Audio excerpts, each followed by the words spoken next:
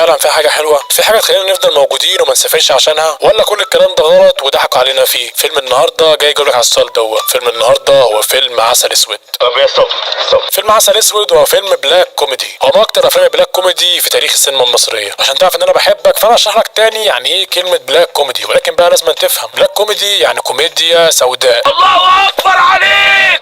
ايه الحلاوة دي؟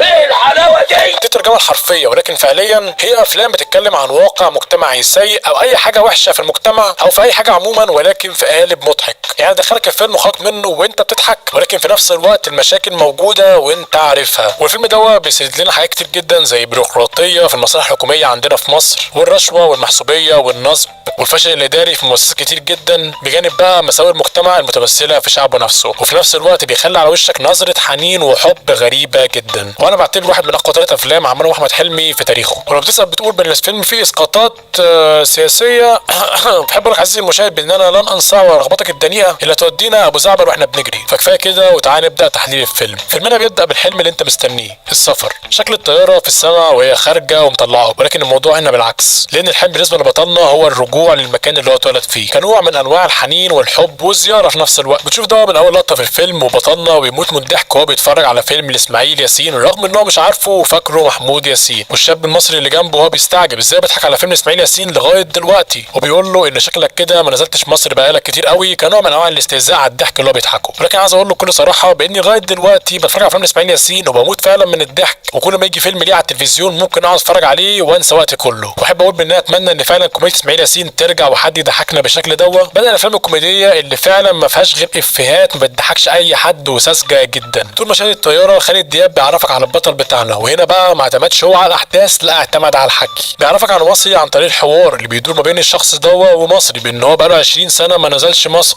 وبان هو هاجر مع ابوه من زمن ورجع دلوقتي كفوتوجرافر في زياره لمصر عشان المعرض بتاعه، وفي نفس الوقت برضه كحنين لبلده. حوار صغير خالد دياب قرر ان هو يعرفك فيه على ماضي مصري من غير ما يجيب لك اي احداث ولا يزيد عبء على انتاج الفيلم. وممكن نقول دي واحده من ثغرات الفيلم بان ما كانش فيه اي ماضي لمصري نهائيا. ومع كل المشاهد دي بقى انت في الحقيقه عارف هو نازل على ايه، ولما الطياره بتقرب انها تنزل المطار بتشوف نظره مصري اللي كلها امل وحنين، ومع اول نفس بيطلعه مصري في المطار بتطلع الكلمه اللي انت عايز تقولها من اول الفيلم بدا: قابل يا معلم، قابل بقى يا حلو. ومن هنا بقى ولمده نص ساعه كامله بتشوف كل مساوئ المجتمع في بلدنا. بتشوف معامله مصري سيئه جدا في المطار بدون سبب غير ان هو جايب الباسبور المصري بتاعه مش بالباسبور الامريكي. بتشوف رفض راضي بان هو يركبوا معاه لما بس اتكلموا عربي وافتكروا مصري، الا انه لما عرف ان هو اجنبي وما نزلش بقاله كتير قرر ان هو هيركبه. من هنا برضه بتشوف النصب بتاع راضي عليه، فكت الدولارات واسمع المشهد دوت: 2000 دولار في الليله يعني في 5.5. وات؟ طبعا دلوقتي انت متحسر وقاعد جنب الحيطه ومش عارف تقول ايه. نصب في الاكل في الشرب في كل حاجه كمصلحه بتتعمل على السياح لما بييجوا بلدنا. وبصراحه يا جماعه دي حاجه واقعيه وبتحصل جدا في مصر، وكل ما انزل القاهره وبشوف اي سايح بشوف الكلام ده بيحصل معاه. بتشوف كمان عدم مهنيه الموظفين الموجودين في الاوتيل وان هم بيلعبوا ومش مركزين في اي حاجه، ولان مجرد السايح بيتكلم عربي او هو ليه اصل مصري فبيعاملوه معامله سيئه جدا. الاستغلال عزيزي المشاهد كطبيعه متوصله فينا. وبجانب ده كله بقى طبعا السواقه في مصر حاجه عظيمه جدا عزيزي المشاهد. ايه ده؟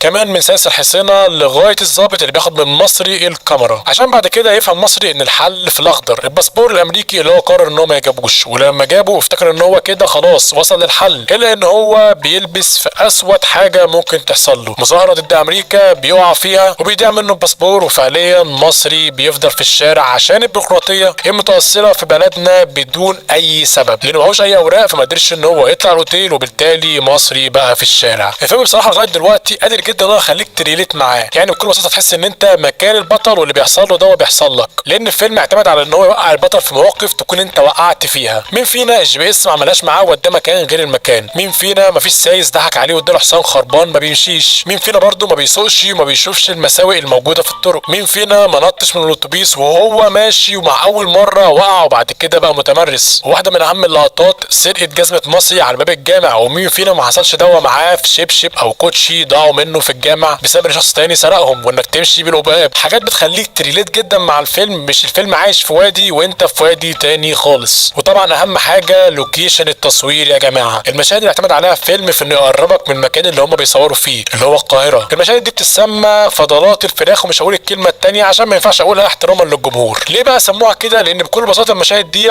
بره التمثيل، بحاول ان انا اخليك تقرب فيها من المكان اللي تصور فيه المشهد وتحس ان انت عايش فيه برضه. يعني مشاهد لاشاره مرور والناس بتعدي عادي جدا من غير ما يكون في توقف مروري، مشاهد للكنايس وللاسطح بيقربوك من طبيعه المكان اللي احنا موجودين فيه، وطبعا الزوم على الشاشه المصريين اللي بيقربك منهم واللي انا اتكلمت عنه في فيلم البيضه والحجر في التتر، ان انا بصور لك ناس انت بتشوفهم كل يوم زي البنت في الاتوبيس او العامل اللي بيشيل كرتون. كل الناس دي انت بتشوفهم كل يوم. كل الحاجات دي بتقربك وتخليك تريليت جدا مع الفيلم. وعشان اكون صريح، خالد دياب كان ذكي جدا في انه يخلي احداث الفيلم معموله في احسن فترات مصر، رمضان والعيد. وكل القطات اللي حصلت في الفيلم دوت خلينا اقول بان خالد مرعي مونتير شاطر جدا وقدر انه يخرج الفيلم دوت بصوره كويسه جدا. بعد كل السواد اللي حصل دوت خالد دياب بيقرر ان هو يديك بقى حته امل او نخش في رحله بدايه النور بالنسبه لمصري. والبدايه هنا من مائده الرحمن اللي مصري راح كل فيها من غير ما يدفع ولا جنيه. مواد الرحمن اللي بتقربك برضو من المجتمع المصري وحاجه اوريجين بالنسبه لنا ما بتحصلش بالنسبه لاي حد تاني في اي مكان في العالم. مساعده راضي المصري بان هو يقرر بان هو يدور معاه على بيته لغايه ما بيوصل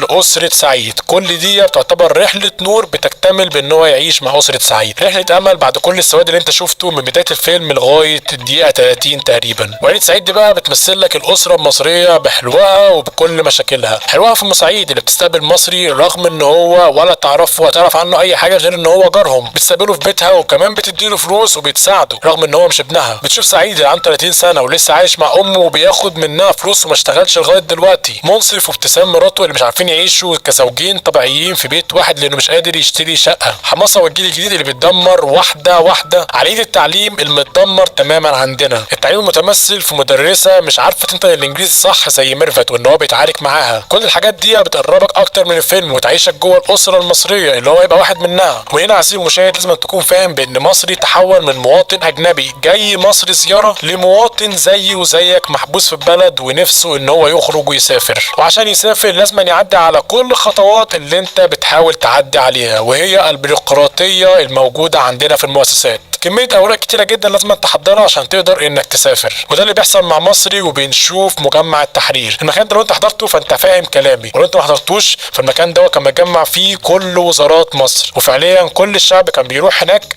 عشان يخلص كل اوراقه. بتشوف الرشوه والمحسوبيه في عبد الله مشرف، وانك لو معكش فلوس ودفعت فانت مش هتعدي الورق بتاعك ولازم تلف لفه طويله جدا. وده طبعا فيه اسقاط على مدام حنان اللي موجوده في الدور السابع اللي بتطلع الدور وما بتلاقيهاش وبتلاقيها بتطبخ او بتعمل اي حاجه ومش موجوده على مكتبها. البيروقراطيه والتعنت واستهزاء مصري في حته الصوره ان لازم ودانك تكون موجوده في صوره البطاقه. بصراحه يا جماعه نفسي اقابل حد بس موجود عندنا صوره بطاقته كويسه. كل الناس اللي انا اعرفهم صوره بطايقهم بسم الله ما شاء الله ضايعه. فنفسي بجد افهم هل هيجي يوم ونشوف واحد صوره بطاقته كويسه؟ بعد كل المحاولات دي بتيجي لقطه نور ان مصري يخرج من البلد عن طريق الباسبور المصري، الباسبور اللي هو رماه من البلكونه لما جاب الباسبور الامريكي، رغم ان هو رماه من الشباك وتخلى عنه الا ان هو بيمسكه تاني وبيحاول انه يخرج بره البلد. ولكن بيجي السقوط الكبير جدا في السفاره، اسقاط برضو على المعامله اللي بيشوفها المصريين لما يجوا يسافروا بره او يهاجروا. لكن لازم تحط في البنك فلوس كتيره جدا ولازم يكون عندك اراضي واطيان وحاجات كتير جدا بتتعمل عشان تعرف تسافر وتخرج بره البلد. رغم ان مصري مواطن امريكي الا ان هو في الاخر برضو ما قدرش انه يخرج، وده كان يعتبر السقوط الكبير بالنسبه للبطل بتاعنا. السقوط الكبير اللي جه بعديه محادثه مع يوسف داوود اللي بيظهر فيها خالد دياب طبيعه الشعب المصري وانه ازاي بيتعامل مع المشاكل وبيقدر ان هو يتخطاها. فاكر اللقطه دي في فيلم الكيف؟ لازم ندوش الدوشه بدوشه ادوش من دوشتها عشان ما تدوشناش. اللقطه دي بكل بساطه معناها بان الشعب المصري بيحاول بانه يضحك في المشاكل عشان يتخطاها. دي نفس فكره كلمه الحمد لله اللي بنتخطى بيها مشاكل كتير جدا وبنصبر على المشاكل دي. ومن هنا مصري بقى بيفهم انه لازم يكون مواطن مصري، يعني يعيش كمواطن طبيعي جدا، يحل كلمات متقاطعه، يسيق ويكنس ويساعد في شغل البيت، ينزل الانابيب ويساعد في عمايل الكحك. كل دي لحظات بتخليك ترتبط اكتر مع البطل لان اللحظات دي حصلت لك في حياتك. وبتيجي بقى واحده من اكبر لحظات الحنين اللي ممكن تكون شفتها في اي فيلم مصري وهي لحظه العيديه. مصري قاعد وبيعمل الكحك زي اي بيت مصري بنشوفه في مجتمعنا في الايام دي، ام سعيد بتديله العيديه وهو بيحس بيها، عيديه بجد في بلده وسط ناس مصريين هو عايش معاهم. هنا بقى بيفهم بجد معنى كلمه العيديه، ومبدا مصري في السفر بيبدا ان هو يتهز. بنشوفه هو بينزل الصواني وبيتكلم مع سعيد انه بجد حس بالعيديه فعلا، وان سعيد مهما كبر ما يبطلش ان هو ياخد العيديه من امه. ودي رساله ليك عزيزي المشاهد انك مهما كبرت اوعى تبطل تاخد العيديه من جدتك او والدتك، لان فعلا بيكون ليها احساس مختلف تماما. بيكمل خالد دياب بان يخليك ترتبط بالبطل اكتر واكتر وتشوف قدامك مبدأه وهو بيتكسر عن طريق المواقف اللي بتستمر معاه، العيد والصلاه والمشاهد اللي بيجيبوها، الفسيخ والخروجه في الجنينه، كل دي حاجات بيعملها المصريين بتربطك اكتر مع الفيلم وبتحول مصري من مواطن اجنبي لمواطن مصري فعلا. الجمله اللي قالها له راضي وهو خارج من البلد: اتوددت قوي يا استاذ مصري، بيت مصري. جمله بتبين لك ان مبدا مصري في الخروج من مصر انهار تماما. وخالد دياب ما خرجش في الفيلم ان هو يسيب مجتمع الغرب في حاله، وجاب لك اسقاط صغير كده في ان مصري حتى لما لقى الباسبور والفلوس والتليفون ما لقاش اي شخص في المجتمع الامريكي اتصل او اطمن عليه. وده اسقاط بيبين لك ان في المجتمعات الغربيه السؤال بيكون بسبب الفلوس بس، مفيش حاجه اسمها اسال عليك عشان اطمن، لا العلاقه ما بيننا هي الاموال وفقط. ونشوف بعد كده بقى لحظه الوداع ومصري بيساعد كل واحد ساعده. بيساعد سعيد وهو بيديله الكاميرا عشان يشتغل بيها عشان هو مش لاقي شغل، بيساعد ام سعيد بانه بيديها مفتاح بيته عشان ابتسام ومنصف يعيشوا فيه ويعيشوا كزوجين طبيعيين جدا. وبينتهي الفيلم بنفس لقطه بدايه الفيلم، المطار ومصري قاعد، ولكن خالد دياب بيقرر ان هو يفصلك من كل اللحظات الدراميه دي بلحظه ضحك ما بينه وما بين الشخص اللي كان عايز يسافر في السفاره والشخص اللي كان مسافر جنبه وكان قايل له انه هيلبس تماما. لحظه بتفصلك ولكنك بتوصل لاخر لقطه في الفيلم، لقطه خروج مصري وهو بيربط الحزام والطياره خارجه وبتسافر، وبتشوف هنا برضو اكتر بان مبدا مصري انتهى تماما وانه عايز يرجع مصر، وبيعمل الحاجه اللي سعيد عملها وبيحكي له عليها، ويقرر بان هو يرجع البلد مره تانية عن طريق باسبور الامريكي. حتى في الموت والمرض برضو الوسايط موجوده والخوف من الاخضر موجود. وبينزل التتر وينتهي الفيلم وقرر مصري بانه يرجع يعيش تاني في البلد، وان فعلا في حاجه حلوه، حاجه تخلينا نفضل موجودين فيها ونعيش عشانها. الحاجه دي بكل بساطه عزيزي المشاهد هي ناسها المتمثلين في فلوس السعيد اللي فضلت محتضناه وبتساعده، ناسها اللي ساعدوه وادوا له فلوس وهو مش لاقي ياكل في الشارع، ناسها اللي ساعدوه واكلوه في مائده الرحمن، وراضي اللي فضل معاه لغايه ما وصل لغايه بيته. كل الحاجات دي خلت مصري يفضل تاني في مصر. وبتشوف المبدا ده في كلام الراجل الكبير اللي كان قاعد احمد حلمي بيتكلم معاه بره الكواليس. ورغم ان النهايه مش واقعيه، وانا عارف انك بتقول ان لو جات لك الفرصه بانك تخرج بره البلد هتخرج عادي جدا وتعيش بره، الا اني شايف ان مبدا مصر صحيح وان فعلا فيها حاجه حلوه. ده كان رايي انا، والمهم طبعا هو رايك انت. هل فعلا هي فيها حاجه حلوه تخليك تفضل موجود عشانها ولو جات لك الفرصه هتفضل موجود، ولا مع اول فرصه هتجيلك بانك تسافر وتخرج بره البلد هتسيبها وتمشي؟ ده كان كل كلامي عن فيلم عسل اسود، وانا كده خلصت، واشوفك في حلقه جديده. سلام.